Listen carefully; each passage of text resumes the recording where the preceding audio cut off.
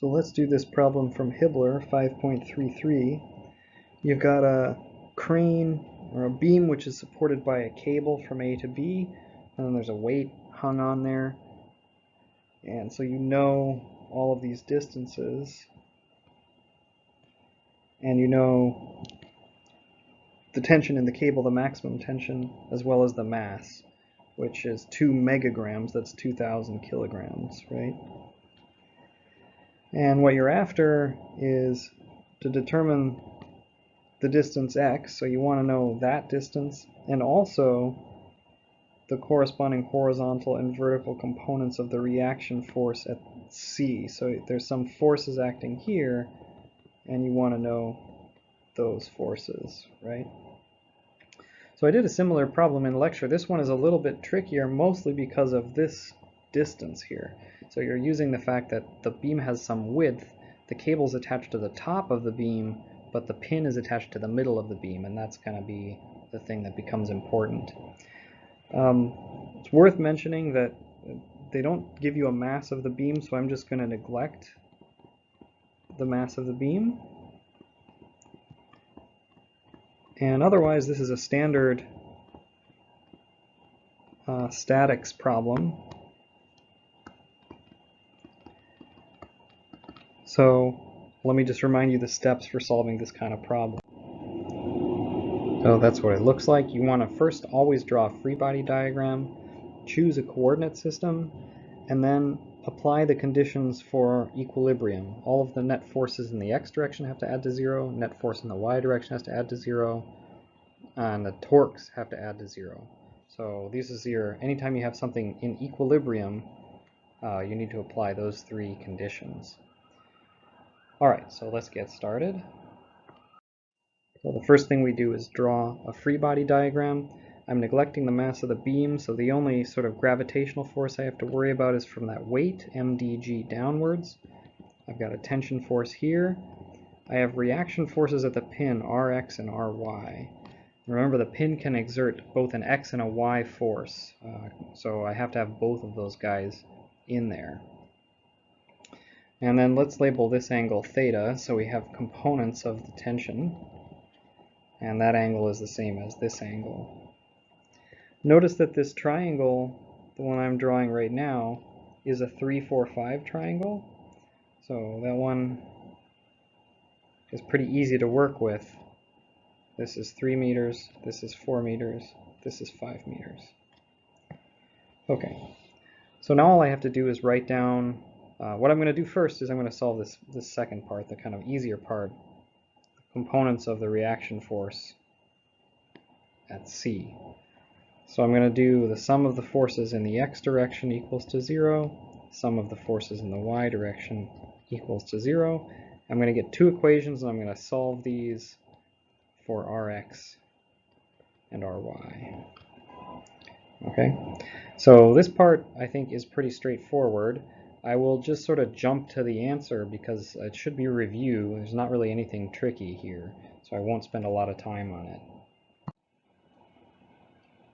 So there you have it, pretty straightforward application of Newton's second law. The only thing that maybe should spend time explaining is that it's a 3, 4, 5 triangle, so cosine of theta is 4 over 5, sine of theta is 3 over 5, and we get those 2 answers there. Notice this one comes out negative, Ry comes out negative. That just means that it's in the opposite direction of the one I picked, right? So I didn't know the direction of Ry, I picked it to be positive, it's my choice. And then out of the calculation comes a minus sign. It means it must be in the opposite direction of my choice, right? Okay, so now let's move on to the more difficult part of the problem, which is determining that distance x. So now let's move to the second part of the problem where we try to determine this distance x. We've already used the x and the y components of the forces, so here we need to use the sum of the torques equal to 0, right? That'll be our third equation. So I'm going to do this 2 different ways to show you 2 different ways of calculating torques. The first way I'm going to use the magnitude of the torque is the magnitude of r times f times the sine of phi. So this is the vector from the pivot to the force that you're looking at, and this is the angle between r and f. And you need to pick a direction for positive, so usually my convention is that something which causes a counterclockwise rotation, sorry, it would be the other way. Counterclockwise rotation is positive, and a clockwise rotation is a negative torque. Okay, so let's calculate the torque from that hanging weight D. We need the vector which goes from the pivot to F. So that's a vector that goes like this. And that, of course, is x. We need the magnitude of the force, that's md times g. And then we need the sine of the angle between those two vectors. So the two vectors, if you put them tail to tail, look like this. And the angle between those is obviously 90 degrees. So we have sine of 90 degrees here, which is 1. That's the magnitude. The magnitude is positive, but then you need to think about the direction. Is it causing clockwise or counterclockwise? This force would cause the beam to swing downward in a clockwise motion around C, so that must come with a minus sign. Minus x md times g. So there's the torque from the gravitational force, or from the weight pulling down on the beam. Now let's calculate the torque from the tension, which is a bit tricky.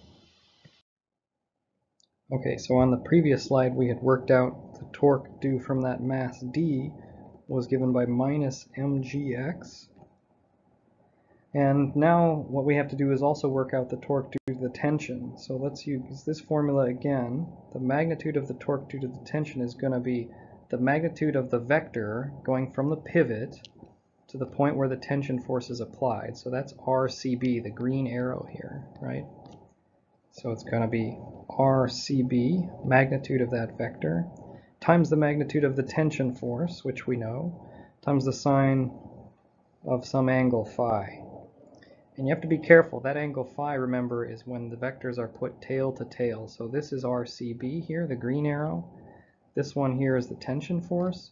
If you put those tail to tail like this, the angle phi, the angle between those two, is what goes into that formula. So for the moment, it's not totally clear how to get that angle. We'll come to that on the next slide, but for now, let's just leave it as a variable. Let's think about whether this tension force is positive or negative, or this torque is positive or negative. This is going to cause, remember, if it's a counterclockwise rotation, it's a positive. If it's clockwise, it's negative. The tension force clearly would bring that bar upwards and would rotate it in a counterclockwise way around the point C, so it will come with a plus sign.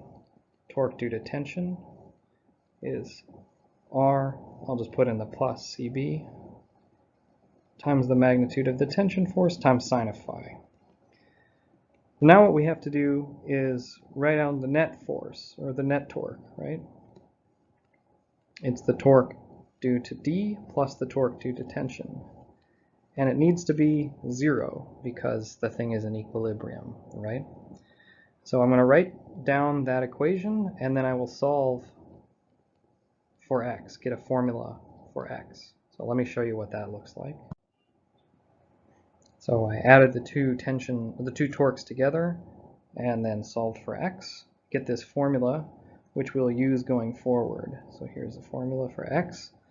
Unfortunately, we're not done yet because we still need to know, we have to think about what is this vector RCB. We don't have a number for it yet. And also, what is this angle phi? So once we get those two things, we will know everything in this formula and we'll be able to solve the problem. So that'll be our strategy going forward, is to write down what is the magnitude of RCB and what is phi. Okay, so there's the formula which we derived on the previous slide for x, the thing we're looking for. And we just have to figure out what numbers to plug into here. So RCB, that's not too bad. You know what RCB is. The magnitude RCB is just the square root of xCB squared plus yCB squared. So we know those values, so that's not too bad. The angle phi is a little bit trickier. I'm looking for this angle, remember, right? This is the tension force here, and this is RCB. So I think the easiest way to do it, I've written a new angle which I'm calling alpha there, right? That's the angle at RCB is above the plus x-axis. And this angle here is just theta, the one we've had on previous slides. So I think the easiest way to do this is to notice that those three things have to add up to 180 degrees. So phi is 180 degrees minus theta minus alpha. And you can determine those two angles, theta and alpha. Inverse tangent of 3 meters over 4 meters minus the inverse tangent 0.2 meters over 4 meters. And this turns out to be 140.268 degrees. So finally, I can plug in all those numbers and get the value of x. So I plug in all those numbers, I get 5.22 meters. Okay, so that's the first way I wanted to show you to calculate this x. Now let's go back and do it one more time using a different method. So let's do this one more way just to show you that there are many ways of computing torque. Rather than using RF sine theta or RF sine phi, I'm going to use force times lever arm to calculate my torque. So this is just another way of calculating torque.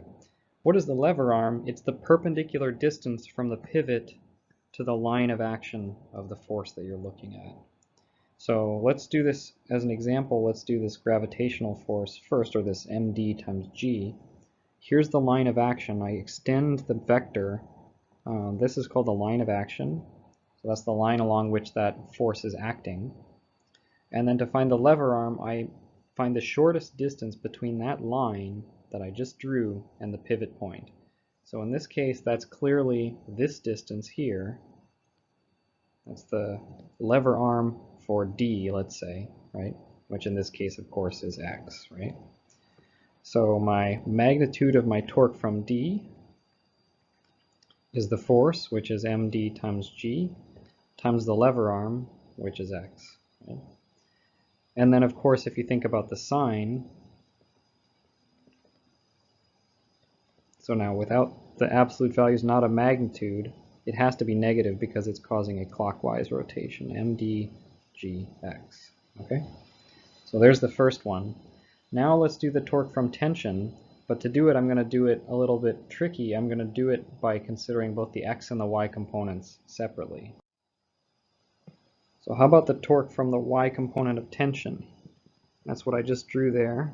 There's the line of action, and my lever arm is the shortest distance between the pivot and that line of action, so that's this distance here.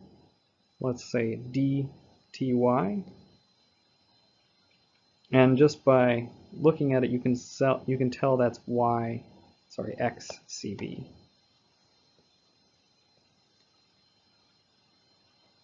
Okay, so the torque from the y component of tension, magnitude, is going to be the magnitude ty times xCB. And that's it, right? Thinking about the sign, this is causing a counterclockwise rotation, so it comes with a plus sign. And let me write it a little bit differently. Let me write it here, t times the sine of theta times xCB. Where did that come from? This angle here is theta, right? And so ty is the opposite of that. And theta, we know it's the same as this angle here. Okay. So again, let's do the sign. TTY is going to be, comes with a plus sign counterclockwise, so I get plus T sine theta x CB. Finally, let's do the x component of tension. That's like this, right? Here's the line of action. And my lever arm is the distance between the pivot point and that line of action. So you can tell that's this distance here, which is d, let's say, tx, which is clearly y CB. So tx is tx, the magnitude of the force, times the lever arm, y CB. That's the magnitude of t times the cosine of theta times y CB. And thinking about the sign, tx would also cause a counterclockwise rotation, so it comes with a plus sign.